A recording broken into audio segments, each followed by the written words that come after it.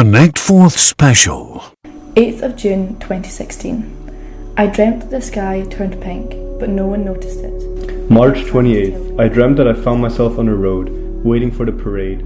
The surrounding is so dark. The 1st of May 2016. It seems to be late at night and I am walking in an unfamiliar small town. Sigmund Freud said that the interpretation of dreams is the royal road to a knowledge of the unconscious activities of the mind. Dreams is something that we all experience, whether we remember them or not.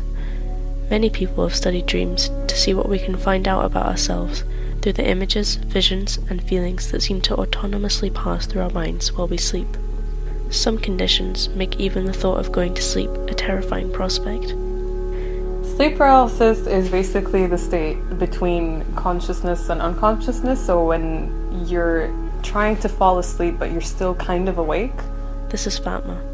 She suffers from sleep paralysis. Here's her explaining the phenomenon.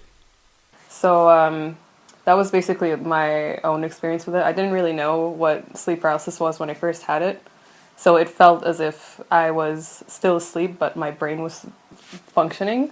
I had sleep paralysis the first time last year when it was the first year of uni, and I was just in my dorm room and I hadn't slept properly for a week, so it was just like 2 or 3 hours for a day. There was like one night in between the week where I was falling asleep and then I woke up in the middle of the night and my eyes opened but I couldn't move my body. I didn't know what it was and I couldn't move, so I started panicking and I started blinking a lot. I was looking around the room because like the only thing you can move is your eyes, so you start wandering about and seeing, like, to see what's around you and where you are, if you're dreaming or not. Then I saw a figure in the corner. It was right in front of my bed and it was in the corner of the room, and it was a dark hooded figure and I couldn't really make out a face or anything. They come towards you slowly, which makes you scare yourself awake. And during it as well, you can't breathe. You feel like something's on your chest and like you're suffocating a little bit. So all that at once kind of scared me awake. So that's how I got out of it. And I remember I didn't know what was happening. And when I woke up, then I can tell the difference between reality and what sleep paralysis was. As you know, dreaming isn't always a chilling experience. It can be otherworldly for sure, and sometimes in an incredible way.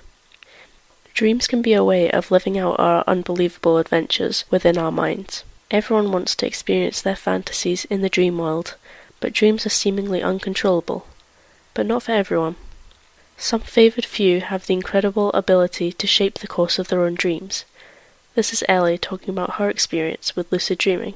Lucid dreaming is when you become aware that you are dreaming. So basically your subconscious wakes up and realises, oh wait, this isn't reality, I'm actually asleep. I really wanted to try it, so I started researching the ways that you can actually do it. So there's music that you could listen to at night, or kind of little mantras or phrases that you could say before you go to sleep. I also tried there's lots of different music that you can put on, which are 8-hour clips of music that have bell chimes at specific times that are supposed to help wake up your subconscious mind, so that you don't physically wake up, but you're your mind wakes up and realises, oh, I'm dreaming. Because I get quite bad sleep paralysis, I guess focusing more on lucid dreaming while I'm sleeping or before I'm sleeping takes my mind off of the state of sleep paralysis, so I guess it's stopped that kind of issue.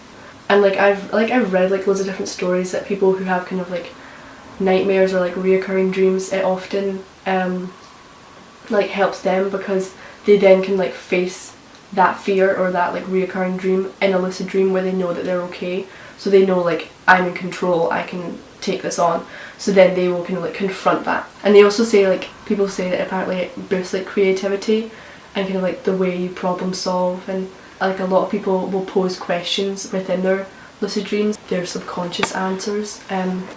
So if there's something that's bothering you in your life, or something that you just really want an answer to, you can ask that within a dream, and then you might get the kind of answer that maybe you didn't really realise in real life. Lucid dreaming is one example of how dreaming can be a platform for escaping the constraints of the world, whether they are social or physical.